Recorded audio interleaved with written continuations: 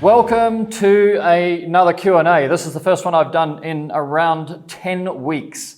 And that is because I took some time off. I've got an 11-year-old son who had summer break, and I took the whole of the summer break off with him and then a little bit of extra time for some other things.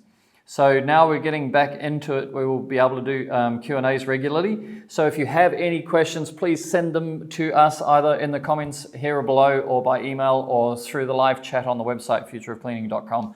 We're really interested in what you're not sure of. And the conversation can go across anything from tools to efficiency to business. I'm certainly happy to throw out a little video like this on any topic whatsoever. And I've got Harrison sitting in the background here to keep me on track. So this topic I think is very salient, as how to recession-proof your business. Or it's not really how to recession-proof your business. I think some other guys have got much more skills on that. But certainly some advice and some tips from my experience, because I've been through a couple of recessions. Some of the things that you might find are valuable to do, which affect this relationship that you and I have, which is in relation to the Reach It tools, right? So first thing is to identify what is a recession and how is it going to affect you. And a recession is basically when, from a generalized sense, I'm not saying from a technical sense. Technical means that the economy is shrinking, but from a generalized sense, it goes with an increase in unemployment because there's a lack of cash flow, and inflation is part of it. So we're going to see a lot of inflation, and that means that the cost of goods is going up. The cost of goods going up starts to freak people out. So when people get freaked out, they don't buy so much, or they start rationing what they buy. They start deliberating instead of being impulsive, right? And so everything starts to tighten up. People want to hold on to their money when they have a lower consumer confidence, and that starts to affect it affects actually essentials, but it affects non-essentials more than essentials. And a lot of the cleaning industry is essential, and a lot of the cleaning industry is non-essential. So you can determine, looking at your customer base, do you think you're predominantly running an essential service for your customers, which might be in the commercial area? Or it's like solar panel cleaning? Solar panel cleaning, commercial solar panel cleaning would be deemed, because there's a return on investment for it. Yeah, that's a good one. But mum and dad just getting the windows cleaned, maybe they might say that that's non-essential for them, and they might start saying, well, I think I'm going to cover who's your competition in another one, but basically you are up against their confidence that they've got enough money, the confidence that they're going to keep their jobs, assuming there's two income earners in the family, their ability to pay for what they've been paying for. These are your customers. So do they get budgeted? Like if they're commercial customers, do they get, from a head office sense, do they get given a tighter budget because cash flow is going to dry up? There's no cash flow keeps flowing, right? But there's less, or some big company might go bust, and then all of their suppliers don't get paid, and then all of their suppliers don't get paid. So you see this cascading loss of money, right? So you would have seen that.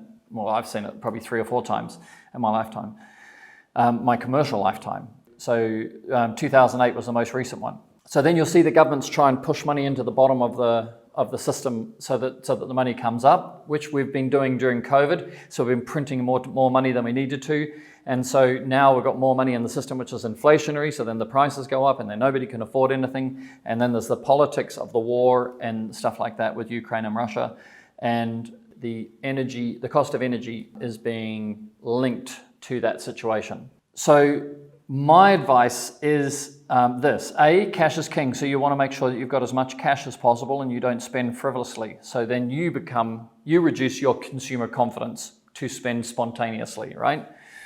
And then B, what you do spend money on now is on anything that makes you more efficient for, and I'm going to suggest, the next 4 years. In other words, whatever you have now, if it's not going to last 4 years, you should spend money now to make sure that you're efficient for 4 years, because this could be a deep and long economic trauma that we're about to go through.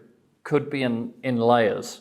Could be. There are not many tools left in the toolbox for the world banks to resolve the current situation that the world is in. Here's the logic. If you buy something that makes you more efficient and nothing happens, you can grow your business. Or your competitors fold, which then releases more customers into the marketplace, which means you can grow your business. Because you're more efficient, you can take on more customers with your business, right? So that's, kind of like a takeover, not a takeover as in you go and buy other people's businesses out, but there's a market, and if there are less providers in the market because they can't meet their needs on a day-to-day basis, so they need to go and get rid of their window cleaning business or their pressure washing business, and they need to go and get a job or something like that, then you're going to see more customers be available of the high net worth customers that are not affected by this at all, right? That's the most important thing. High net worth customers don't get affected by recessions.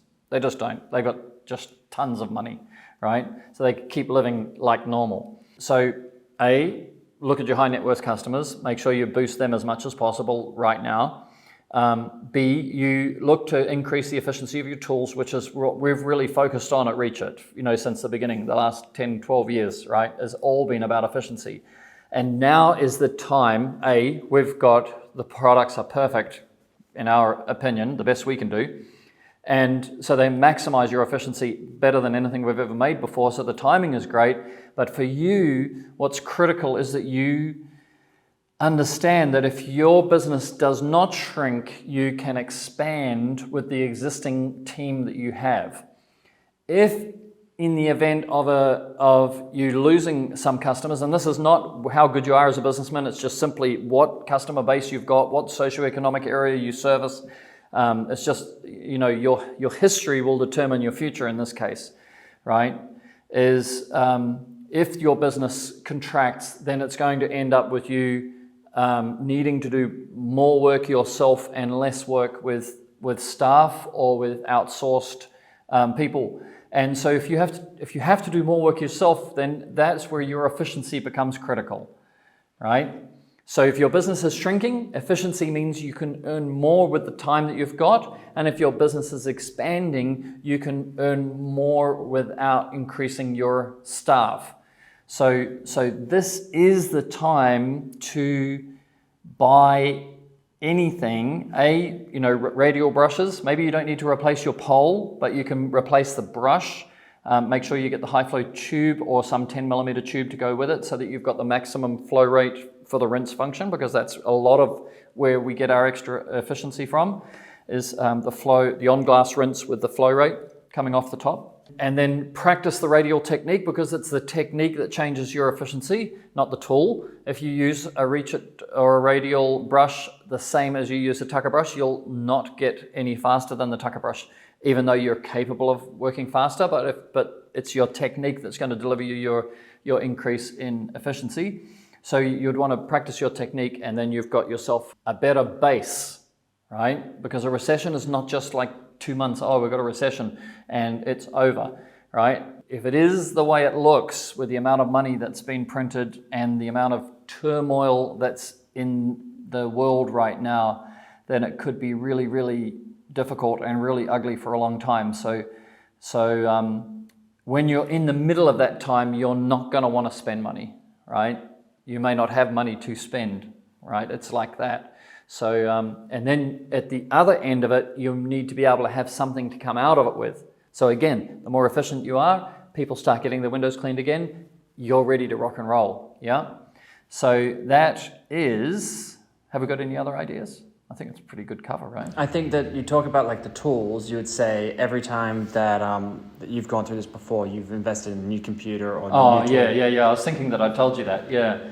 So I was telling Harrison a few days ago that in these times in the past, what I've always done when I know I'm going into a difficult time, or I know that the world is going into a difficult time, I've always made sure, for example, that I've got a new MacBook, since I've had MacBooks, So because a MacBook's going to last you 5 years, you don't know how long it's going to take you to get back on your feet again. So I've always said, okay, this is the money I've got. I have money, so I can spend this. And that means that during the tough times and until I'm back in power making money again, then I have the tool. And as I go to make money, I have the tool that's going to take me off, up the up ramp, to be able to grow. You don't want to be, for example, with a computer, you don't want to be hitting the bottom and then your computer fails, and then where do you go from there? If you haven't got the money to replace it, and then you're kind of in disaster land, right? So that is another one of the investments that I do recommend.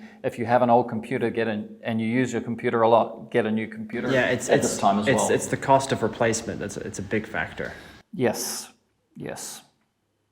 but you've just, everybody has their own benchmarkers when they listen to this. Some people will be in the tens of thousands, some people will be in the hundreds of thousands, some people will be in the thousands, but the logic is still the same. You've got to put yourself through the same process and try and think, okay, how much money have I got? How much money can I invest that'll make me smarter without not having money? Because you may need money to buffer any downturn in income that you may experience seasonally or non-seasonally. Okay, how's that? Perfect. Great. All right. So we'll crack on and see you in the next Q&A.